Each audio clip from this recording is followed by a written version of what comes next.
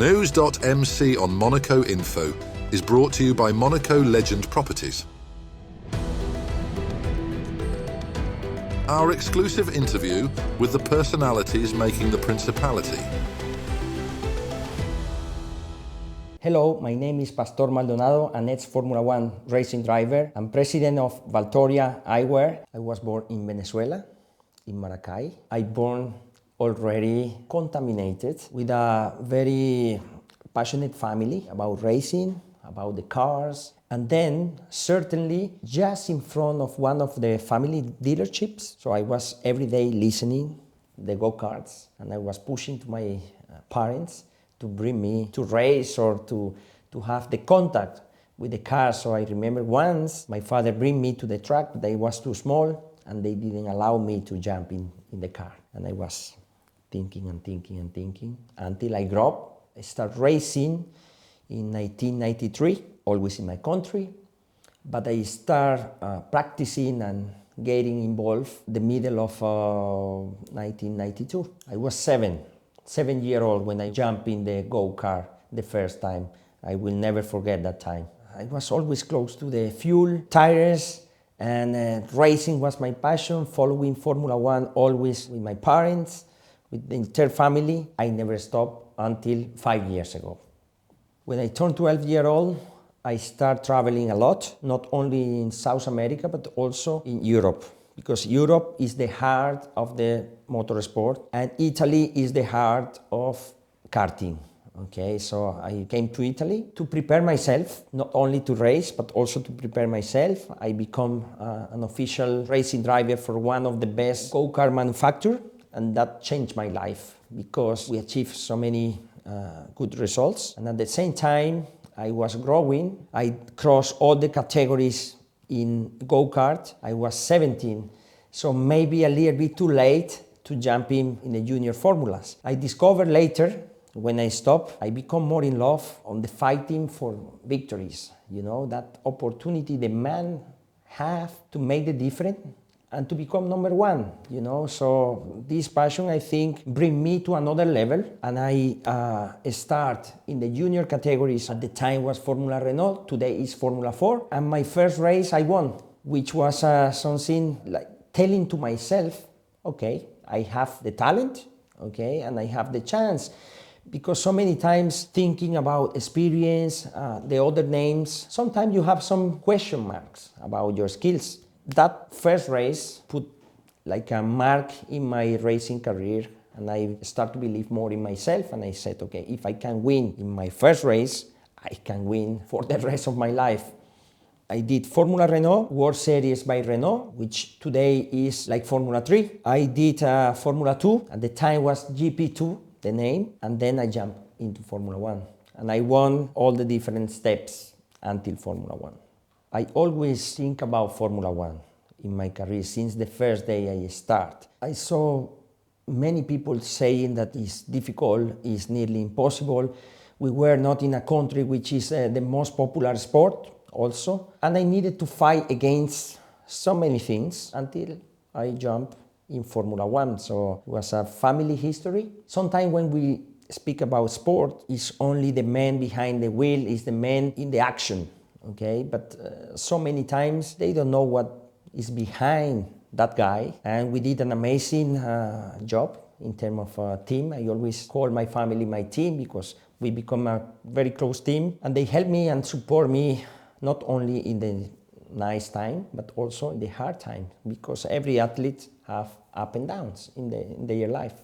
I always been very serious on my sport. Okay, and I remember one day telling to my girlfriend at the time, I said, listen, my sport is my life, okay? My family is second life. So imagine how hard it is for a man to place a sport over your family, okay? But to become number one is the only way to do. You can see the difference in the results in the track. And this is not a simple thing to say to someone, especially the people who are supporting you. The sport is very expensive, okay? Maybe one of the most expensive sport in the world. And at the really beginning, always the families are supporting the children. My family, thanks God, support my career until certain level. But also what is Very important for an athlete is the family around, the friends around, what you mentioned before, because it's very easy to go the wrong way. I give you an example. When I was in the school, the weekends, all my friends, they were partying, they were going to the birthday party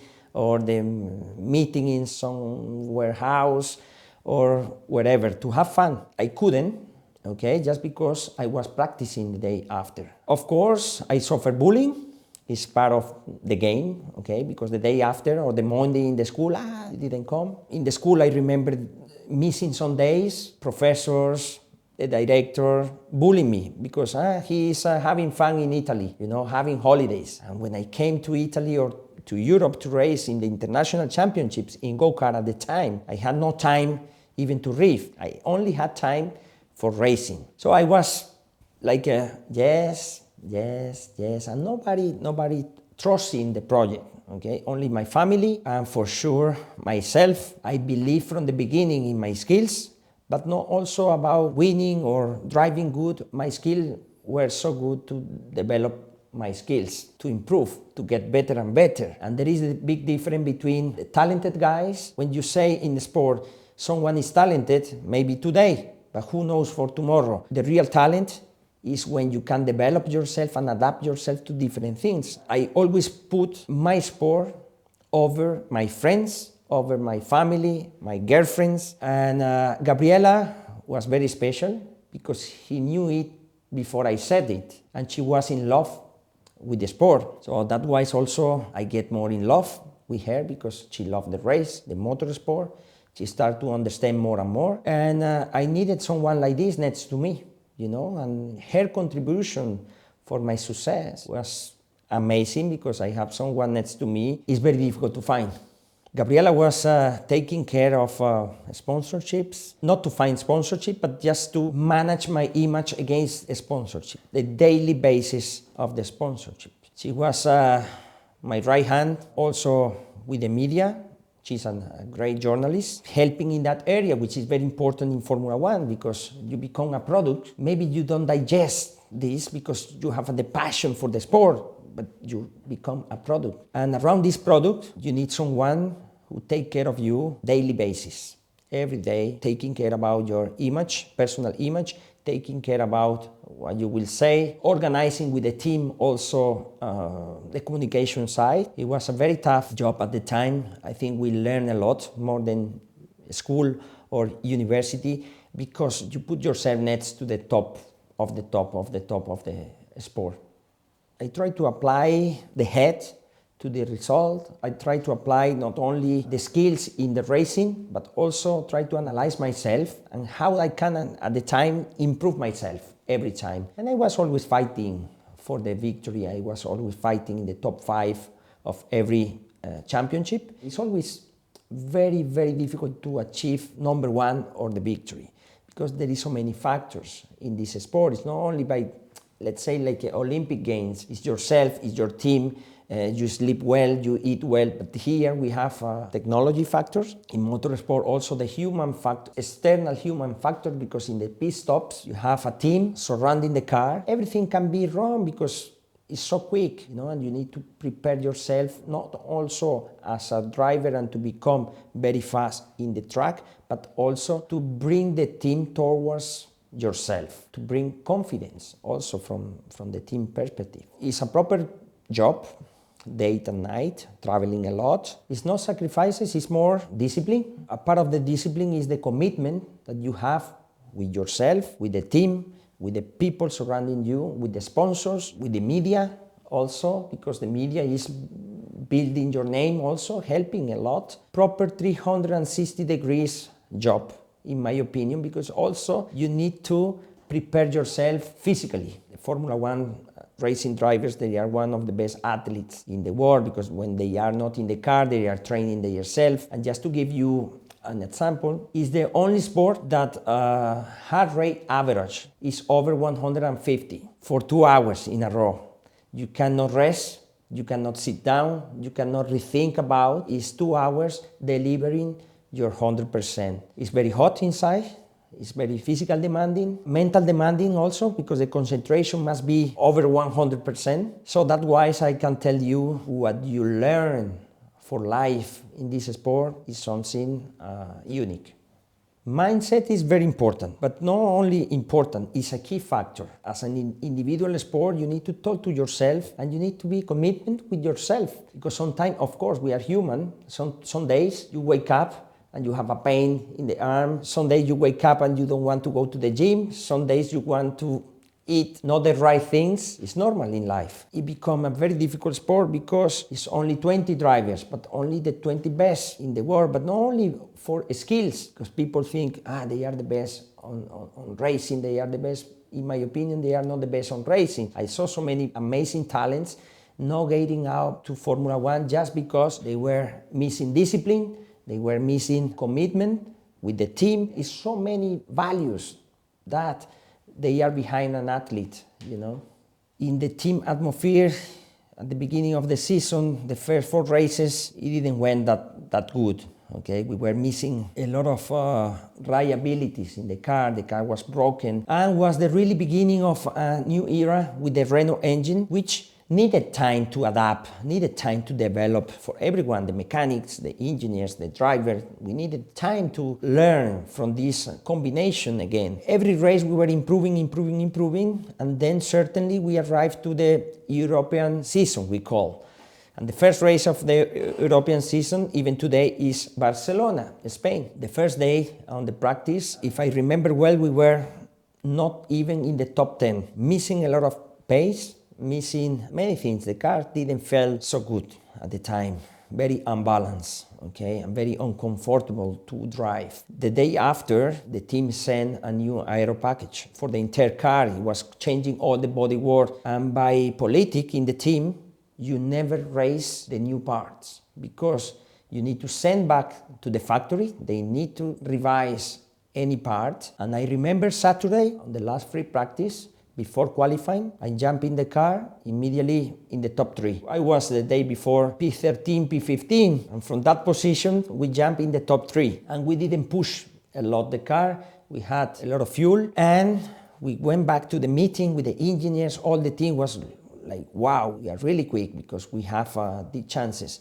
I was so happy, but at the same time, I was a little bit sad because the team decision, because of safety, was to take out all these parts that were working amazingly. And we had like 1.5 hours between the last practice and the qualifying. And certainly after a few minutes, they called me, they went to my room and they said, you know why? We will use the parts. And I was happy again just to try to rebuild my confidence with the team. And we did the pole position. That was like for me, like fighting for the pole for the first time after 24 races in Formula One, which normally at the time, the drivers needed 3 years to get to the level, So I was at the top level immediately. I'm fighting the top teams, Ferrari, McLaren, Red Bull at the time, and Williams back again to the pole position after 12 years or something like this, 10 years, 8 years, many years. And I was so confident for the race. And I thought to myself, and who knows if it's coming again or not. And I said, I've been winning everything in my life, everything since I started in this sport. This is one more race. Next to me was Fernando Alonso, Schumacher, Sebastian Vettel, Hamilton, many world champions. So I remember it was 5 world champions surrounding me. I forgot about that. They are competitors, they are contenders like I am, and I will deliver my best. If I've been delivering my best every time today, I will deliver even more than my best. And I did it. From the start, I did maybe the best start of my Formula One career, but I missed the position, always very close to Alonso in driving the Ferrari, and we did an opposite strategy, which worked a lot. I needed to drive very gentle, not to push the tires because we were in a different tires strategy. It was very difficult, very difficult. I always had someone in my back for the entire race. So I was sweating a lot, very focused.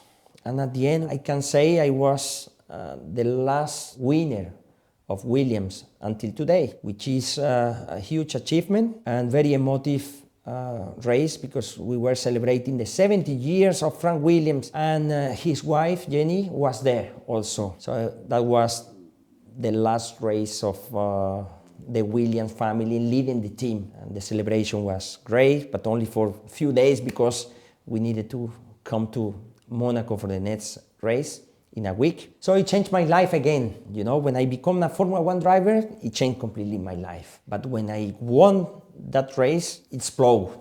You know, it exploded. And seated today here thanks to that race, and thanks to my family, especially because they were always supporting me, and not always supporting, but also having the confidence, you know, trusting my talent, trusting my commitment, and all the people in any way, for good or for bad, they contribute for this success.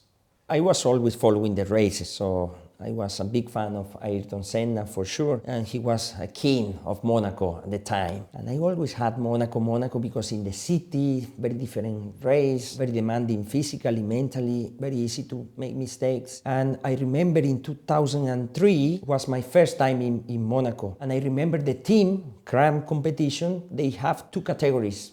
Okay, they had the Formula Renault 2 liters and the World Series by Renault, which was racing in Monaco during the Formula One weekend. Asked, please, can I go with the team to see the Monaco race? And they bring me here. So that was my first time. And I said to myself, I never forget, someday I will live in Monaco.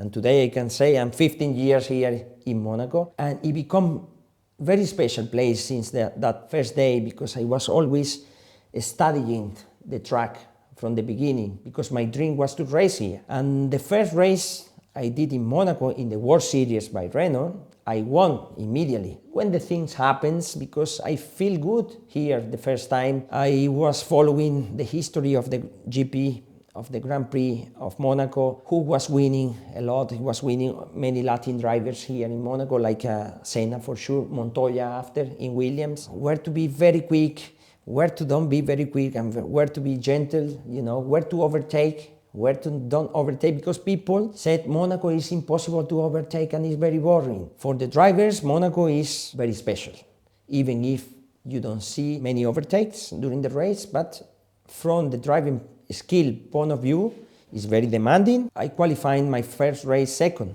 here, and I overtake the other contenders. So I showed that Monaco is not that difficult to overtake. Of course, it's not easy, but there is always a chance if you use your head how to overtake someone.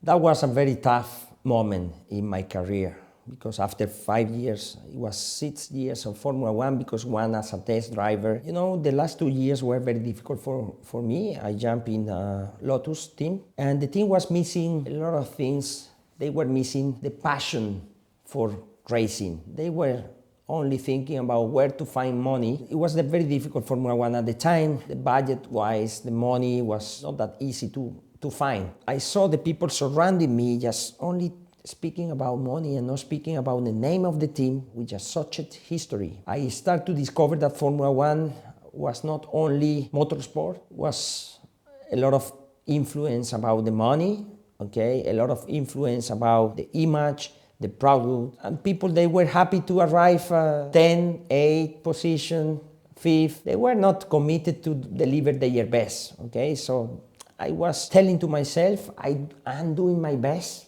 you know, every day, but the entire team is not delivering their best. So I start to miss that passion that I always had, and the respect I had for the sport. I have my family, I did an amazing career. Maybe I will not see another Venezuelan in Formula One for the rest of my life. I become the best of my country in the history, one of the best in the history of Formula One also. I want to try a year off with my family, and I did it. I had so many values in my life coming from my family, and I was thinking about my daughter missing that values from the parents and different family. Also, my father is flying somewhere every day and never here. And I start to be a normal father, okay, a normal husband, a normal citizen. One thing I knew at the time is how to manage the people, because a Formula One driver is an employee in the team, but it's the most important employee in the team, where your boss is even working for you, you know, so you become a proper leader of the team. Everything, your decisions, the team are surrounding you. You become like the baby of the family, of the motorsport family in the different teams, but more in Formula One. Whatever you need, you have. Okay? Whatever is your war, you have. And I said, okay, I need to start something new. At the time, I will lead this team. I was very humble, very open mind, learning from very smart people. I started to build my second life in Monaco, traveling a lot, always, but having my fun with my family, which is now the first and the most important thing.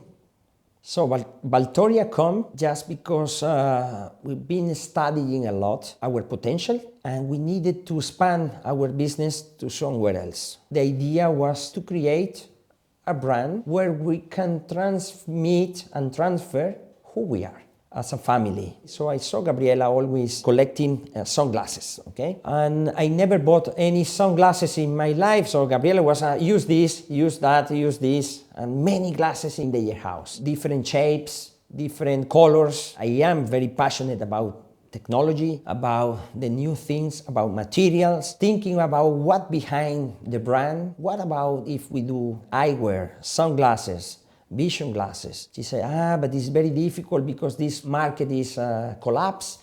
You know, there is big guys behind the brand, so maybe fashion, maybe something like this. Say, okay. Fashion is very difficult. I was not passionate about fashion, only as a client, but not to build something different, not to build something unique. And I was always thinking about the frames, you know, because always missing something in the frames. The frames were too thin, too big, too small. The vision is not the best. It's very important because you are wearing them in your face. They are representing you. It's the same for the watches. The watches today, they represent also who you are. And if you get passionate about watches, you always try to collect them. They become collectible. So I said to Gabi, let's do something different with the frames. Let's go for the best of the best of the best. Let's make it unique pieces. Let's make it different. I start my homeworks personally. So I start to call my old friends in Formula One, engineers. I start asking about materials. I always had the passion for carbon fibers, titanium, the materials we use in Formula One and all the motorsport. So I was thinking, what about if we do this or this or this? But I didn't know anything about titanium, for example. And titanium, there is 1,000 of different types of titanium, which is the best one to use for frames. So I start my investigation. One person in a very big factory in Italy, and he said, what you are looking for, the best of the best of the best, we cannot supply to you. Okay, you should go to Japan. We decide to produce in Japan because first of all, because of the passion. My passion bring me today here. Okay, so I needed someone to transfer to me the passion for what they were building. Okay, these artisans are 40 years of experience, 30 years of experience. And why Valtoria? Valtoria is the combination of Victoria and Valentina, which is our two daughters. We wanted to keep them united together forever. It's something that we want to transfer to the new generation of the family. And today, as you said before, it's a newborn baby. A lot is happening. We are learning a lot and getting in love with this project. And Valtoria become the way, okay, and the product to communicate passion that we have for excellency, to do the things different and the perfection behind the project. Formula One is very professional. Everyone knows their position. And you have huge teams. Building a brand, you don't have that big budget and you don't have the huge team. So we needed to be very selective when you want to transmit the heritage and try to filter and try to take the best decision for each department, the best decision for each one, always thinking for the best of the brand. Captain, pilot, and president of Valtoria. That's all for today.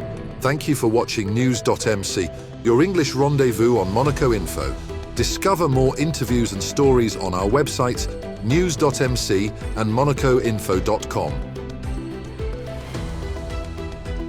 This show was brought to you by Monaco Legend Properties.